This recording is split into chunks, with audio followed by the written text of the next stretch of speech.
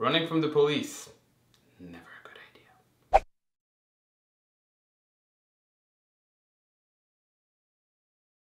Hello everyone, welcome to a brand new review for Major Crime Season 2. The episode is titled Under the Influence. So what was the story of this episode? Well, this guy just essentially goes on a wild car chase and he comes out of the car all bloodied up. Turns out it's the blood of 3 people that he killed because they stole his car, which just happened to have some drugs in them. Yeah, that happens. Happens to all of us. And those drugs belong to his mother. And at the end, they all cop to some pleas because they don't want to go to Mexico because they might get... Now, what worked in this episode? I gotta say, a lot of stuff really worked in this episode. Really good episode.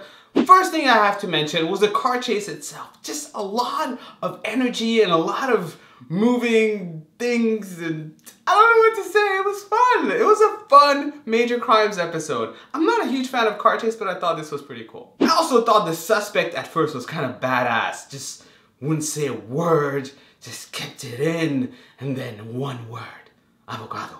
Very dramatic, right? And of course, Flynn is on another cleanse because it would not be a Major Crimes episode without Flynn on a cleanse. That was pretty fun. I thought that was pretty amusing how this is like an ongoing bit. I wonder what's gonna be next week. A kale diet.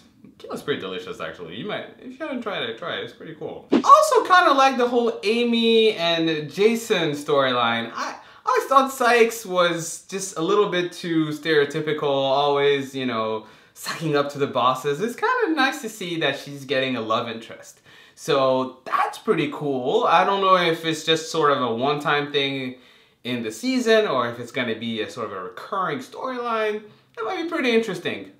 You go, Aimee. But it would not be a complete review if we did not talk about the Mother of the Year. Holy crap, she was cold-blooded. She's like, my son to Mexico? Send him! Until it came her turn and she was like, no! No, don't send me! Don't send me! I laughed. I'm sorry. I saw that. I laughed.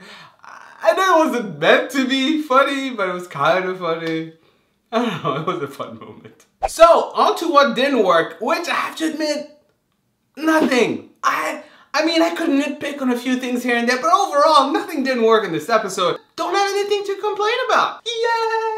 Yeah, America's not bitching. It was a really good episode. By far, my favorite episode of the season.